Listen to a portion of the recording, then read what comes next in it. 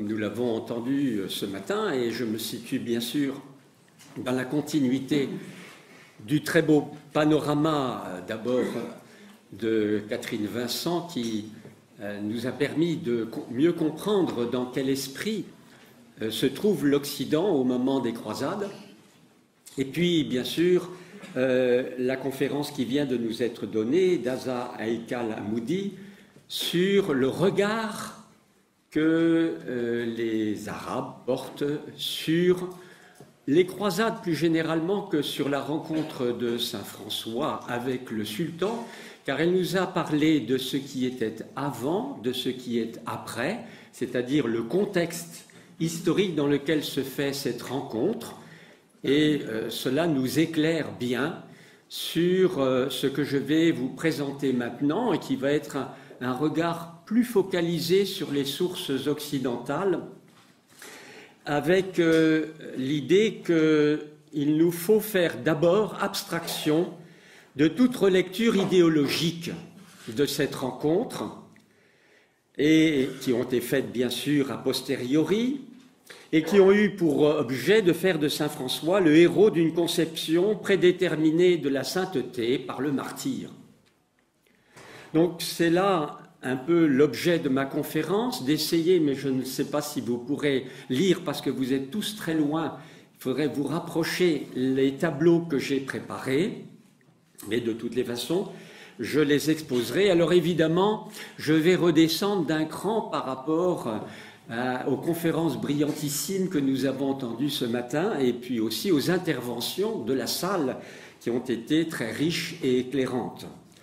Bien entendu, je salue moi aussi le travail extraordinaire de John Tolan, que nous entendrons avec plaisir sur cette rencontre de Saint François et du sultan. Et puis nous avons eu une petite discussion autour du travail d'Amin Malouf, qui, au chapitre 12, dans une de ses notes, dit que les sources musulmanes ou arabes n'existent pas sur cette rencontre. Le contenu même de cette rencontre, le fait même de cette rencontre, semble-t-il, n'est pas évoqué. Mais nous avons peut-être eu, par l'intervention ce matin de Madame Haikal Hamoudi, un regard grâce à un texte postérieur, donc du XVe siècle, comme elle nous l'a dit, une espèce de condensé de ce qui se transmettait au XIIIe siècle. Alors je pense que pour pouvoir bien comprendre les textes que nous aurons sous les yeux tout à l'heure, il faut les situer d'abord dans la vie de Saint François, et je ne la situerai pas dans les événements de l'histoire du moment, puisque cela a été fait ce matin. On sait par Thomas de Celano, dans la biographie, la Legenda, la Prima, qui a été écrite en 1228-1229, juste après la canonisation, et à cette occasion, que François a voulu par 3 fois rencontrer un sultan musulman. La première fois, c'est déjà en 1212. 1212, c'est le moment où l'ordre a été fondé en 1209, vous voyez, c'est très vite, où il s'embarque à Ancône, mais malheureusement, il a mal choisi sa saison et le bateau est renvoyé sur les côtes d'Almate et il revient ensuite en Italie.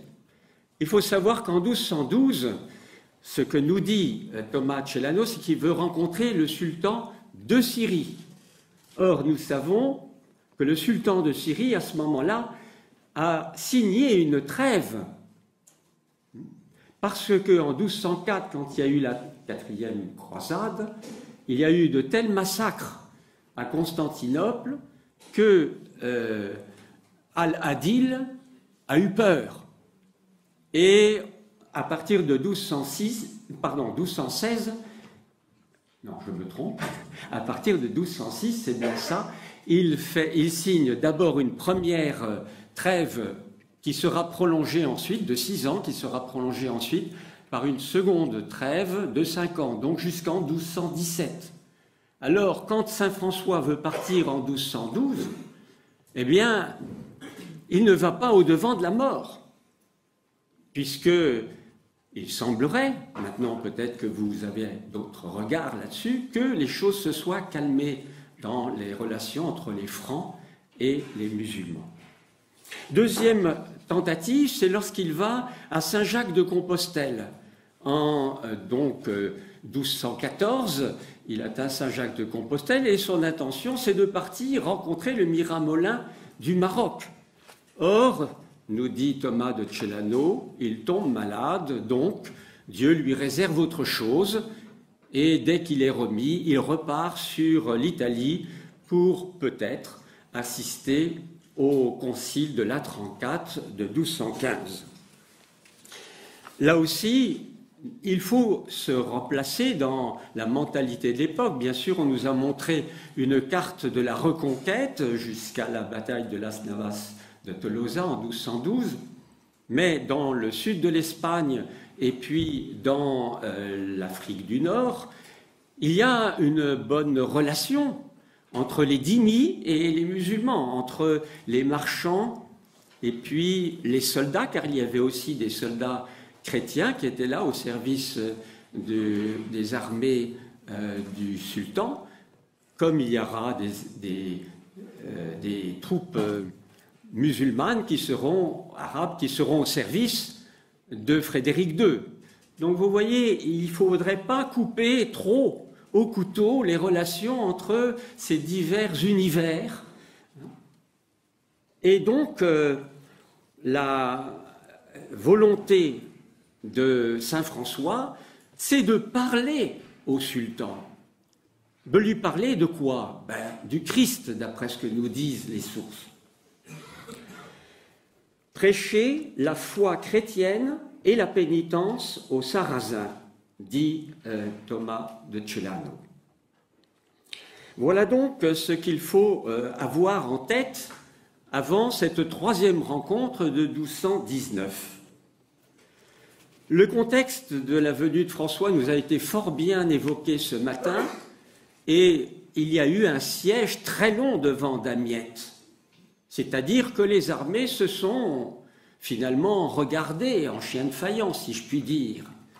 Et donc, au moment où François vient, ce n'est pas des luttes armées. Il ne va pas au-devant de la mort. Il va pour rencontrer le sultan. Était-ce pour établir la paix? Il n'était pas envoyé comme émissaire à ce sujet. D'ailleurs, les sources ne le disent pas. Nous savons donc, et je vous invite maintenant à regarder le tableau que vous allez avoir sous les yeux, nous avons dans les sources occidentales deux textes de Jacques de Vitry, un texte d'Ernoult, nous l'avons entendu ce matin. Ce sont donc des personnes qui ne font pas partie de la famille franciscaine, même si Jacques de Vitry a beaucoup d'estime, comme il l'explique dans sa première lettre de 1216, pour les frères et sœurs mineurs. Et c'est pour cela qu'il fait venir des frères en 1217 à Saint-Jean d'Acre pour l'aider dans sa mission d'archevêque, d'évêque au moins, de Saint-Jean d'Acre. Et puis nous avons une série, ici j'en ai mis 5, mais on pourrait aller peut-être encore au-delà, avec notamment les Actus Beatis Sancti Francisci, qui ont été repris dans les Fioretti, et qui est un texte alors vraiment très romancé. Nous avons donc, on peut dire, 5 sources qui évoquent la relation de saint François avec le sultan. Ces sources, il faut les regarder dans un ordre chronologique pour nous, si on veut les analyser, et comprendre mieux de quel point de vue parlent les auteurs. Alors tout d'abord, Jacques de Vitry. Bon, on a dit succinctement qui il était. C'est un clerc, évêque de Saint-Jean d'Acre, qui a été élu par les chanoines de la ville, sacré le 31 juillet à Pérouse par le pape Honorius III au lendemain de son élection, puisque Innocent III est décédé le 16 juillet 1216. Il est créé cardinal par la suite. Il part aussitôt donc pour la Terre Sainte, où il attendra les croisés suscitées par la prédication initiale du pape Innocent III, dont nous avons parlé tout à l'heure, la bulle Vineam Domini. Nous le savons aussi, cela a été évoqué ce matin, il a été le confesseur de Marie d'Oigny. Il fut donc, comme je l'ai dit, profondément touché par la présence des frères et sœurs mineurs lorsqu'il est passé à Pérouse et à Cise. Deux témoignages de lui. D'abord, la fin de la lettre 6 écrite au printemps 1220 en Palestine, dont nous n'avons que quelques versions. Une version adressée au pape Honorius IV, mais qui ne parle absolument pas de la rencontre de saint François avec le sultan. Seule la lettre qu'il adresse au chanoine Jean de Nivelles et celle qu'il adresse à l'abbesse bénédictine d'Évière parlent de cette rencontre. François y est nommé le maître de ses frères, le fondateur de l'ordre, aimé de Dieu, vénéré par tous et brûlant de zèle pour la foi. Il n'a donc pas eu peur de passer dans le camp de nos ennemis. Il prêcha aux Sarrasins pendant quelques jours, sans succès, et le sultan le fit venir, se recommanda à ses prières pour que Dieu lui indique quelle religion il voulait lui voir embrasser. On peut se poser des questions à ce sujet. Il faut donc confronter avec d'autres sources. Dans l'histoire d'Occident, chapitre 32, qui date de 1223-1225, il fait une présentation plus détaillée de l'ordre montrant l'impact que celui-ci a sur la population, y compris chez les Sarrasins. Voici ce qu'il écrit. Lorsque les frères vinrent chez eux pour leur prêcher, ils les reçurent bien volontiers et leur fournirent tout le nécessaire. Et puis plus loin, les Sarrasins écoutent volontiers prêcher les frères mineurs, tant que ceux-ci exposent la foi du Christ et la doctrine de l'Évangile. Mais dès que leur prédication s'en prend à Mahomet, elle condamne ouvertement comme menteurs et perfides, alors les impies les accablent de coups et les chassent de leurs villes. Ils les tueraient si miraculeusement Dieu ne protégeait ses fils. Cette dernière partie de l'exposé a sans doute été inspirée par le martyr, les premiers martyrs du Maroc en 1220, janvier 1220. Ici, nous sommes en 1223-1225, cette rédaction. Entre les deux passages que je viens de vous citer, est évoquée la visite de François, sa ferveur et son ivresse spirituelle qui le font venir au camp des croisés. Muni du seul bouclier de la foi, il partit pour le camp du sultan d'Égypte. Arrêté par les Sarrasins, il demande qu'on le mène au sultan. Le sultan, cette bête cruelle, à sa vue, devint toute douceur. Ce matin, nous avons entendu la précédente intervenante nous rappeler que le regard qui avait été porté par Jacques de Vitry, c'était de voir dans le sultan Al-Kamil une bête cruelle. Mais ici, c'est pour montrer comment François, par sa présence, va transformer le cœur du sultan et le faire passer vers une grande douceur. Alors, voici ce qu'il dit ensuite. Il le garda quelques jours, l'écouta avec beaucoup d'attention prêcher la foi du Christ, et à lui-même et aux siens. Mais cependant, il a peur de voir passer les siens dans l'armée des chrétiens. Alors il le fit reconduire jusqu'à notre camp, avec bien des marques d'honneur et précautions de sécurité. Enfin, il se recommanda à sa prière pour que Dieu daigne me révéler la loi et la foi qui lui plaît davantage. Vous voyez, il reprend ce qu'il a dit dans sa lettre 6. S'il faut comprendre derrière ces deux témoignages de Jacques de Vitry, eh bien, c'est sa grande admiration pour François et ses frères. Cependant, il a une vision apologétique qui considère déjà François comme un saint. Nous savons évidemment que la canonisation est de 1228. Donc il y a comme un retour, si je puis dire, dans ces textes, n'est-ce pas, qui doit nous interroger. Jacques de Vitry préfère valoriser la foi de François qui, au risque de sa vie par sa douceur, parvint à retourner le sultan. Et ce qui est curieux, c'est qu'il le fait aller seul. On ne parle pas du tout d'un compagnon. Or, nous savons que pour François, c'est très important le 2 par 2. Alors voilà un certain nombre de questions qui se posent à nous en lisant ce texte de Jacques de Vitry. Et comme cela nous a été rappelé ce matin, El-Kamil n'est pas cette bête cruelle. D'ailleurs, d'autres témoignages viennent confirmer cela. Nous le savons, comme cela a été dit ce matin, mais c'est pour un épisode ultérieur, Olivier de Cologne. Nous savons aussi que déjà Al-Kamil a de qui tenir, car son père, Malik el-Adil, à l'occasion de la 3e croisade vis-à-vis de Richard Cœur de Lion, comme le écrit René Gousset, a eu une attitude tout à fait chevaleresque. Si grande était l'admiration des musulmans pour l'extraordinaire bravoure du grand Plantagenet, qu'en pleine bataille, Malik el-Adil, le voyant combattre sur un médiocre cheval déjà fourbu, lui avait envoyé un nouveau coursier. Fendant la foule des combattants, on avait vu arriver au galop et s'arrêter devant Richard un mamelouk conduisant 2 magnifiques chevaux arabes, car il n'était pas convenable au roi de combattre à pied. Quelques jours après la bataille, le roi étant tombé malade à Jaffa, Saladin lui envoya une fois encore des pêches et des sorbets à la neige de l'Hermont. Quelle délicatesse! Quelle délicatesse! René Gousset s'appuie sur un conte. Il y a un ouvrage du 3e quart du XIIIe siècle qui recueille un certain nombre de contes concernant des sultans.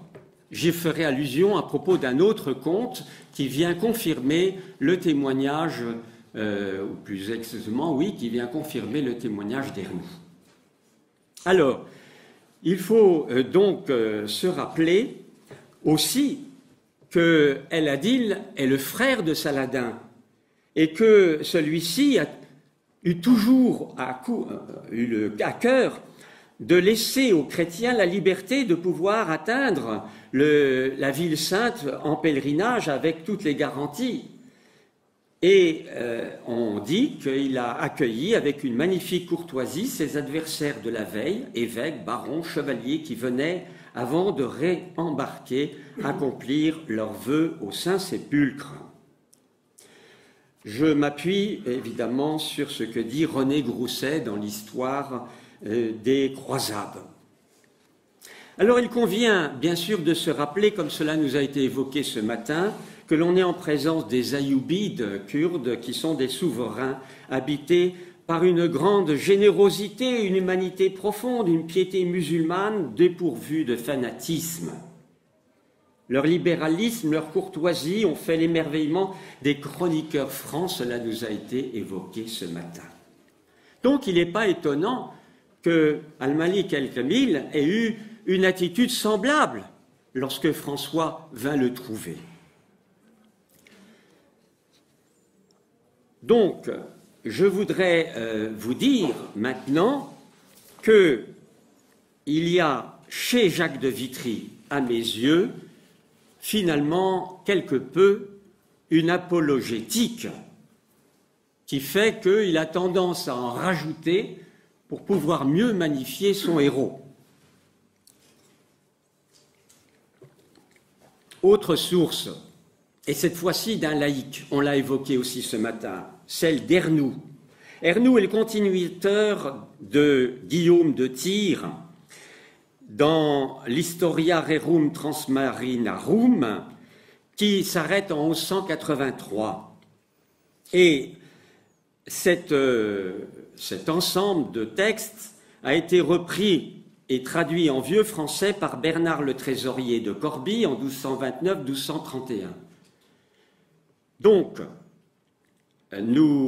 pourquoi cela? Tout simplement parce que, d'après Golubovitch, qu'on a aussi évoqué, Ernoux de Giblet a passé toute sa vie en Orient, fut soldat écuyer laïque de Baliano d'Iselino. Et il écrit en 1227-1229 cette prolongation du travail de Guillaume de Tyr. Il l'aurait fait comme le manuscrit de la Bibliothèque royale de Bruxelles, en y mettant vraiment sa touche personnelle qui sera peut-être retouchée par d'autres auteurs après. C'est pourquoi la formulation, l'expression même peut parfois interroger.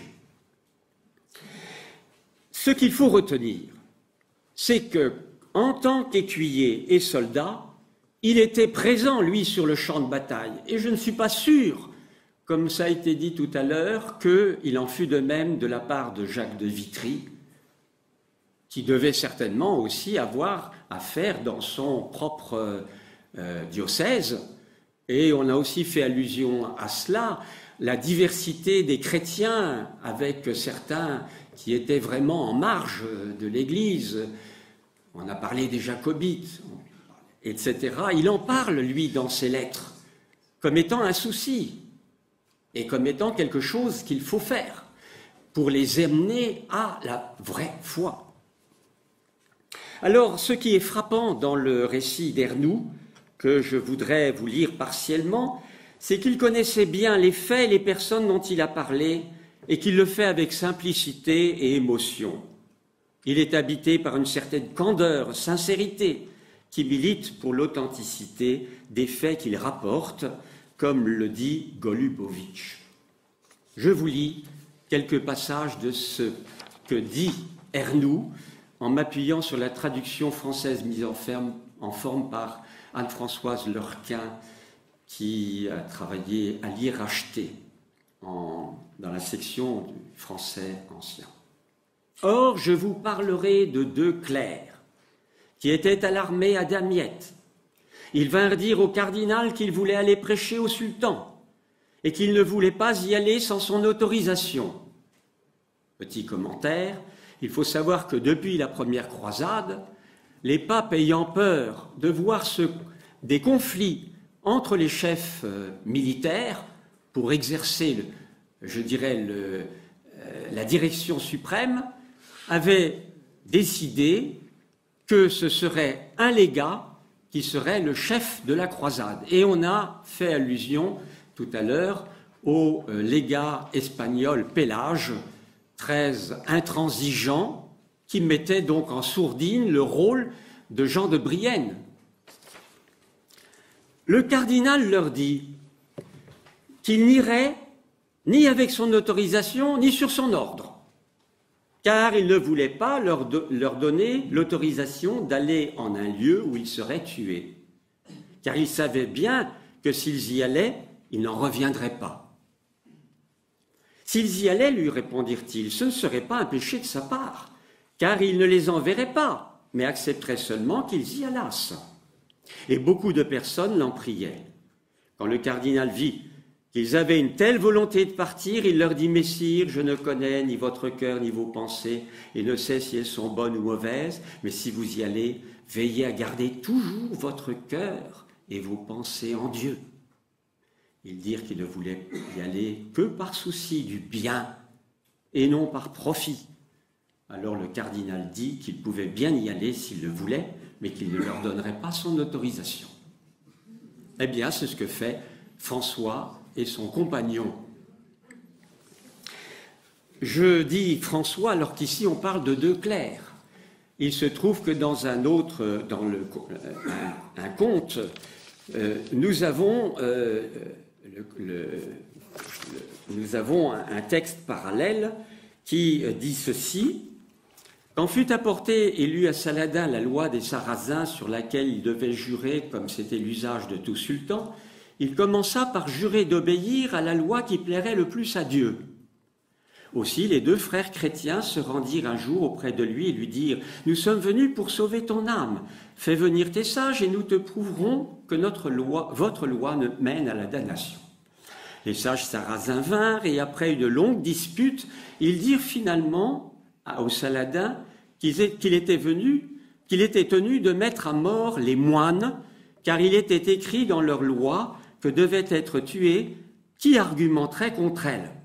Le Saladin répondit, il est vrai que cela est écrit dans la loi, mais je dois, moi, obéir à la loi qui plaît le plus à Dieu. Je sais que ces gens sont venus à moi pour sauver mon âme, et je sais bien qu'il ne plairait pas à Dieu qu'en échange de cela, je leur donne la mort. Puis il leur fit grand honneur et les laissa aller. C'est le conte 16 des contes de Saladin. On retrouve donc ici, dans une source arétane, donc de la région d'Arezzo, très proche d'Assise, écrit en vieil italien, à partir de sources françaises selon toute vraisemblance, dans le troisième quart du XIIIe siècle, ce que l'on trouve chez Ernoult. Mais la différence, c'est que ici, ce ne sont plus deux clercs, ce sont des frères. Et ensuite, ils deviennent des moines. Donc, on peut faire un rapprochement entre les deux textes, même si François n'est pas cité en tant que tel. Alors, ensuite, on nous décrit comment se fait la rencontre. Les deux clercs, donc je reviens sur le texte d'Ernoult, quittèrent alors l'armée chrétienne et s'en allèrent vers celle des musulmans. Quand les Sarrasins qui faisaient le guet les virent arriver, ils pensèrent qu'ils venaient en messager ou pour renier leur foi. Ils allèrent à leur rencontre, se saisirent d'eux, les emmenèrent devant le sultan. Ici, aucun sévice. Quand ils arrivèrent devant lui, ils le saluèrent. Le sultan les salua aussi, puis leur demanda s'ils voulaient être sarrasins ou s'ils étaient venus en messager. Sarrasins, ils ne le seraient pas, lui répondirent-ils, mais ils étaient venus à lui en messager de Dieu pour guider son âme vers Dieu. Si vous voulez nous croire, dirent-ils, nous conduirons votre âme à Dieu, car en vérité, nous vous affirmons que si vous mourrez en cette religion où vous êtes perdus, et Dieu n'aura pas votre âme. Et c'est pour cela que nous sommes venus vers vous. Si vous voulez nous écouter et entendre, nous vous montrerons par de justes raisonnements devant les plus sages de votre terre, si vous les faites venir, que votre religion ne vaut rien. Le sultan leur répondit qu'il avait... Bon, et puis le sultan fait venir ces fameux hauts personnages, lesquels lui disent « tu n'as pas le droit de les écouter, notre foi et notre loi te l'interdit. Alors, et tu dois leur faire couper la tête. » Le sultan revient ensuite vers les deux chrétiens. Il leur dit « voilà ce qu'il m'a dit. Mais je ne vous couperai pas la tête parce que vous êtes venus pour le bien de mon âme. Alors ce serait vous donner un mauvais salaire. » Et il leur propose des cadeaux, ce que François refuse, c'est normal. Il est un homme de pauvreté. Il demande simplement qu'on le reconduise avec son compagnon aux armées des chrétiens et aussi qu'on leur donne à manger. Voilà bien des traits franciscains. J'ai résumé ici le texte d'Ernoult, mais vous sentez combien il est vivant, combien il est vrai, et on imagine bien qu'Ernoult, qui a vu arriver ces deux escogriffe, comme ils étaient habillés, s'interroge. Il les voit parlementer avec le légat, il les entend. Et quand ils reviennent, il leur dit « alors comment ça s'est passé ?» Et on voit bien François et son frère raconter ce qui s'est passé, ce qu'il a consigné.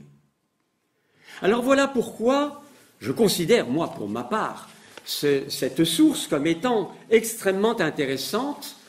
Et bien sûr, je ne peux pas ici faire le rapport avec tout ce qui est dit dans le Coran, et puis aussi le sens de l'hospitalité dans le monde musulman. Tout cela est bien en accord. Les sources franciscaines auxquelles je viens maintenant sont un peu gênantes. Thomas de Celano, qui écrit donc en 1228-29, écrit une legenda, un texte destiné à édifier. Et il écrit pour tout le monde, parce que quand François vient d'être canonisé, ça va se diffuser énormément, c'est la première biographie. Alors qu'est-ce qu'il va dire? Eh bien, il va, en tant que clerc, dire de François qu'il ambitionnait d'atteindre le sommet de la perfection et brûlant du désir du martyr. Eh bien, il part avec son compagnon, arrêté par les gardes. Il est accablé d'injures et de coups, on le menace de mort, on lui promet le supplice. Mais à chaque fois, il parle avec courage, assurance et chaleur. Vous voyez, l'auteur tend à vraiment en faire un héros. Cependant, Après avoir été l'objet de tant de haine, le sultan le reçoit avec beaucoup de courtoisie. Lui offre donc de nombreux cadeaux pour le faire fléchir. François les refuse et le sultan le considère comme un homme extraordinaire. On nous dit, le sultan l'écoutait volontiers, se sentait pénétré par sa parole, mais il refusa d'exaucer le sein, car le Seigneur refusa d'exaucer le sein, car il lui réservait une autre grâce. Cette autre grâce, nous savons que ce sont les stigmates, par la vie retrouvée, que Jacques de Larain a bien étudié avec vous aussi, donc en 1232-1239, sous Élie, et dans lequel on nous dit très précisément que François va intrépide annoncer le Christ, que le sultan est bouleversé, l'écoute volontiers, d'où stupéfaction et admiration. Et là, on nous dit précisément, c'est normal, cette biographie s'adressant aux frères exclusivement, que le Seigneur ne comble pas François du désir du martyr, mais lui réserve la grâce de la stigmatisation. Voilà donc ce que l'on peut tirer de cette première biographie de Thomas de Celano, qui sera reprise par Legenda Versificata d'Henri d'Avranches, et puis aussi par la Vita de Julien de Spire, qui se trouve d'ailleurs plus proche de la vie retrouvée que de la Vita Prima. Et toutes ces biographies n'apportent rien de nouveau. Alors, il faut savoir, et je terminerai peut-être par là, parce que je vois que je dépasse mon temps, que saint Bonaventure, dans la Legenda Maior, reprend la Vita Prima. Le contexte, il est élu midi général en 1257. C'est un clerc. Il se trouve dans un contexte de l'ordre franciscain en plein mouvement entre la communauté et les spirituels. Alors il décide d'écrire une nouvelle biographie en utilisant ses compétences de théologien et d'homme spirituel en 1260 au chapitre général de Narbonne. Sa biographie va être approuvée en 1263 au chapitre général de Pise et au chapitre suivant, 1266, chapitre général de Paris, on décide la destruction de toutes les autres biographies. Là, il présente d'emblée François sur le terrain du désir du martyr pour revaloir au Christ la mort qu'il subit pour nous. Vous voyez, la relecture théologique. Et il ajoute ainsi une dimension de témoignage aux yeux des hommes pour les inciter à l'amour de Dieu. La guerre entre Sarrasins et chrétiens était implacable, dit-il.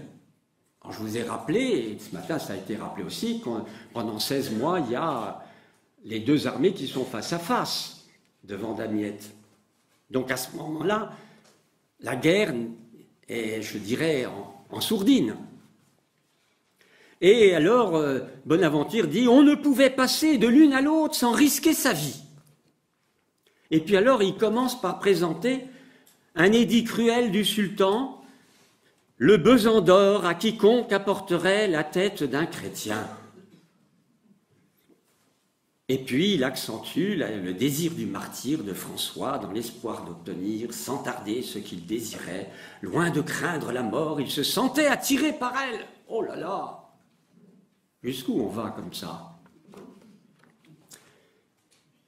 Bien, l'histoire du besan, Guénolé-Jossé l'a évoqué dans son livre, c'est un texte, un édit qui est beaucoup plus tardif, de 1249 par rapport à 1219, voyez-vous. Et donc, c'est un édit du sultan Al-Salil Ayoub, le fils aîné d'Al-Kamil, qui donc a été édicté après la prise de Damiette et qui aurait donc, ce sultan, été écarté de la succession de son père parce que, nous dit Guénolé, il n'avait pas les traits familiaux de la diplomatie ayoubide. Effectivement, Al-Kamil, comme cela a été évoqué ce matin, dans la relation avec Frédéric II, avait une bonne intelligence et une courtoisie dans la relation. Le texte de Bonaventure commence, bien entendu, par l'évocation de la parabole des 2 brebis de Matthieu 10, 16. « Je vous envoie comme des brebis au milieu des loups. » C'est pour nous préparer à entendre tout ce que je vous ai dit plus loin. Il y a 2 autres points qui font question. Voici que François prêche au sultan Dieu Trinité et Jésus sauveur du monde. On sait que saint François était illiteratus, qu'il n'avait pas fait d'études théologiques. Certes, ses écrits évoquent toujours la Trinité, mais ce n'est jamais un développement théologique. Comment aurait-il pu soutenir une disputatio avec des théologiens en face de lui? Et puis on évoque cet ordalie. Or, nous savons qu'au Concile de Latran IV, on avait, au canon 18, écrit ceci à propos de l'interdiction faite aux clercs de prononcer des sentences capitales ou d'y assister. Que nul aux ordalies, soit par eau bouillante ou glacée, soit par le fer rouge, ne dispense bénédiction ou consécration, étant sauve néanmoins toutes les interdictions concernant les combats singuliers ou duels antérieurement promulgués. Cela veut donc dire qu'on rejette toute épreuve qui conduirait à la mort. Voilà ce que je voulais vous permettre un petit peu d'appréhender de ces divers textes. Évidemment, le témoignage qui nous est rapporté d'Illuminé, lui, se situe à un autre niveau. On nous dit que le sultan veut tendre un piège à François, alors il lui met un tapis avec des croix sous ses pieds pour voir s'il va piétiner les croix. Et alors, bien, quand on l'interpelle, on dit « Tu vois, tu es en train de piétiner la croix ». Alors il répond « Oui, mais c'est la croix des 2 larrons ».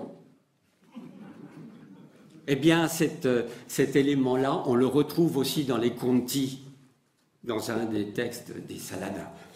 Donc voilà, je ne veux pas prolonger trop longtemps, mais vous comprenez que pour moi, si on compare bien les textes, mais maintenant sans doute que des gens plus compétents dans la salle pourront me porter la contradiction, je pense que le texte qui nous permet de mieux appréhender la proximité, enfin je veux dire la proximité des événements historiques, c'est celle d'Ernoult. D'abord parce qu'il est sur le terrain, comme l'écuyer, et que son récit est un récit sans emphase, mais qui, globalement, raconte les événements, que ensuite, il rend compte d'éléments très franciscains. C'est le seul à parler de la rencontre de saint François avec le légat. Aucun autre des textes n'en parle. C'est quand même étonnant, quand on sait l'importance que saint François accorde à l'obéissance à l'Église. Au début et à la fin de sa règle, il le rappelle. Et sans arrêt, nous le voyons quand il reprend les canons du Concile de Latran IV à propos de l'Eucharistie, comme on l'a évoqué ce matin, qui est un des traits majeurs de ce que François donne comme enseignement à ses frères et aux clercs à propos de le respect, la vénération qu'on doit avoir à l'égard de l'Eucharistie, des lieux où on la conserve, des écrits aussi, etc. Donc je suis pour ma part à peu près convaincu qu'il faut vraiment accorder de l'importance à ce texte d'Ernoult à cause de ce trait-là, à cause du trait tout simple de ce que François refuse tous les cadeaux, mais demande à manger, et du fait qu'il demande à être accompagné jusqu'aux lignes des croisées. Et puis nous voyons bien que l'attitude de Al-Kamil est tout à fait en résonance avec ce que nous avons entendu ce matin dans la présentation magnifique qui nous a été faite de cette personne. Donc, il faut peut-être expurger de notre esprit, à propos de cet événement, toutes les représentations figurées, y compris celle de Giotto, qui s'appuie sur Bonaventure, avec l'ordalie. Et donc, si on veut vraiment comprendre qui sont les 2 personnes du sultan et de François, eh bien, s'attacher à approfondir la façon dont ils se sont rencontrés, même si nous ne savons pas précisément ce qui s'est dit. En tout cas, saint François ne vient pas pour faire la paix entre les armées, il vient en homme pacifique, il vient parler du Christ, parce que c'est ce dont il a le plus à cœur, et qu'il a fait l'expérience spirituelle qu'il veut rencontrer avec l'expérience spirituelle du sultan. Et nous verrons par la communication suivante de François Delmas-Goyon comment lui-même a été modifié par sa rencontre avec le monde musulman. Il faut imaginer, il faut entendre François entendre le muezzin appeler à la prière.